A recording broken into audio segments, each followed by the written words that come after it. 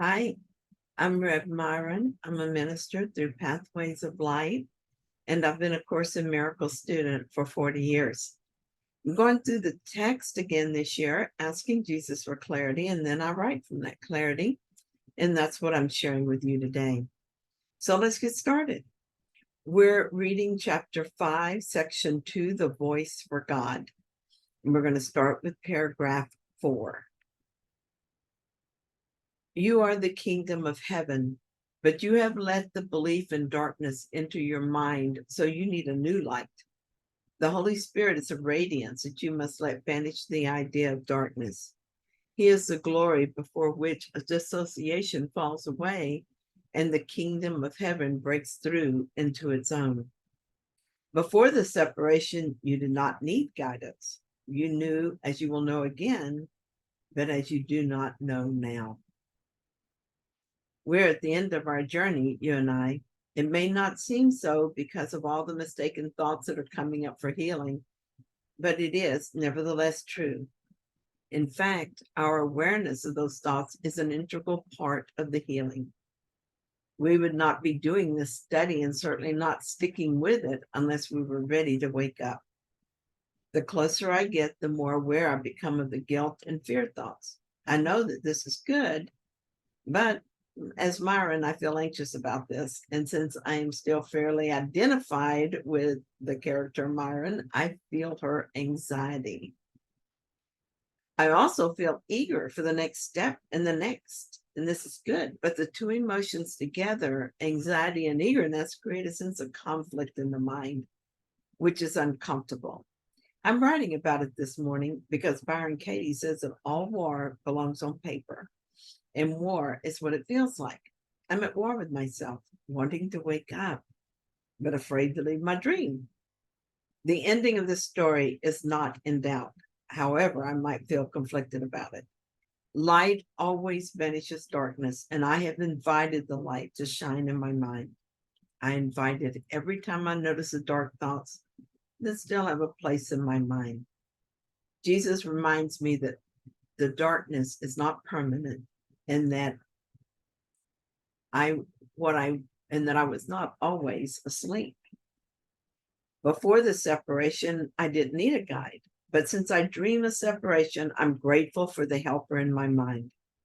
I intend to take full advantage of him, being vigilant for the beliefs that he would shine away at my say-so.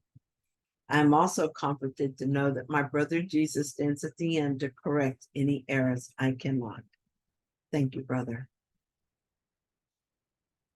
Paragraph 5 says, God does not guide because he can share only perfect knowledge. Guidance is evaluative because it implies there's a right way and also a wrong way, one to be chosen and the other to be avoided. By choosing one, you give up the other. The choice for the Holy Spirit is a choice for God. God is not in you in a literal sense. You're a part of him. When you chose to leave him, he gave you a voice to speak for him because he could no longer share his knowledge with you without hindrance. Direct communication was broken because you had made another voice. So I made a voice other than God's and decided to believe everything it said as if it were my God now. That's kind of scary when I think about it. And I suppose that little twinge of anxiety I feel when I write this is because I'm touching on that deep well of unconscious guilt that resides in my mind. I think I replaced God, and now he can't even talk to me because I cut him out of my awareness. It feels scary because I'm afraid he's angry about this. But if he were angry, he would not have given me a guide, a voice to speak for him. Direct communication with God has been cut off, but not by him, by me. I chose to make another voice, and I can choose for God instead. This is what I'm doing as I practice A Course in Miracles. I'm choosing to have the ego undone because the ego is the thing that hinders our communication. I do this by choosing the Holy Spirit over the ego and by doing this consistently until I no longer hear two voices. There are times when I feel like this is an impossible task. I'm encouraged to know that I am in God. How can I be separated from God when I live with Him? And yet I am no longer in direct communication with my Creator and no longer at peace. The only answer must be that I'm not actually separate, but I'm dreaming of being separate. I'm now tired of this dream and ready to wake up. The Holy Spirit guides me out of the dream as I allow Him to undo the ego, a belief at a time. I used to have very low self-esteem. Every time I would feel less than, I would ask for healing. I slowly let go of each mistaken thought and allowed the Holy Spirit to replace that thought with a true one.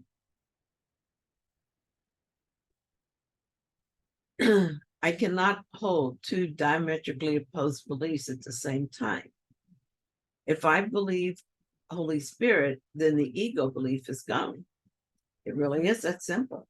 Yet it took years to accept that I cannot be less than someone else. And it was not Holy Spirit doing a poor job guiding me. It was me being balky at letting go of the specialness which I thought I needed. But in the end, I did it. Each ego belief that I allow to be undone by the Holy Spirit makes it easier to do the next. He and I are working on a core belief now. I asked him to help me let go of the belief in guilt, and frankly, it's kicking my butt. But I know that together we will succeed, so it's easier to do than it would have been just a short time ago. The guilty thoughts arise for me to look at with the Holy Spirit one after another, and I can get temporarily confused and begin to believe them, forgetting the purpose of looking, at least momentarily. But now, even when that happens, even when I'm confused, I'm not afraid. This is because I've gone through this process often enough to trust it. There's been enough mind healing that I am familiar with the process and comfortable with it. This is why the Holy Spirit works with us at a pace we can tolerate. It would not have worked if I had done this before I was ready. I would have run from the guilt thoughts, throwing them at others where I could, and furiously burying them as I have before. If there is one thing I've learned, it is that I can trust Holy Spirit. If I'm guided to look at something, it is only because I'm ready and I can do it. Paragraph 6. The Holy Spirit calls you both to remember and to forget. You have chosen to be in a state of opposition in which opposites are possible. As a result, there are choices you must make. In the holy state, the will is free, so that its creative power is unlimited and choice is meaningless. Freedom to choose is the same power as freedom to create, but its application is different. Choosing depends on a split mind. The Holy Spirit is one way of choosing. God did not leave his children comfortless, even though they chose to leave him. The voice they put in their minds was not the voice for his will, for which the Holy Spirit speaks. Before the split mind, choices were meaningless. That is because in our true state, the will is free and our creative power is unlimited. But now, because of the split mind, there are opposites and we must choose. We made a voice that was not real, and we believe that voice. So we're being given another voice. Now there are two voices, and we must choose the one we would listen to. The ego voice we made and believe will lead us deeper into the illusion and further from love. The voice given to us by God will help us wake up from the dream of separation and remind us of the truth of who we are. It will lead us to heaven and restore the memory of our true self. There is no option not to make a choice. This choice must be made every moment of every day. When I was depressed, it was because I chose to believe the ego voice. When I made another choice, I didn't even realize I was doing so. It is only in retrospect that I see clearly the moment I chose differently. I should say it was a moment I began to choose differently because it required many choices to let go of the beliefs that made a world where depression is possible. I still make that choice every day. My life began to change when I began to question my beliefs. Until then, I just assumed that depression was unavoidable for me. It was my fate. I'm sure that beneath that belief was a belief that I was unworthy in being punished by God for my sins.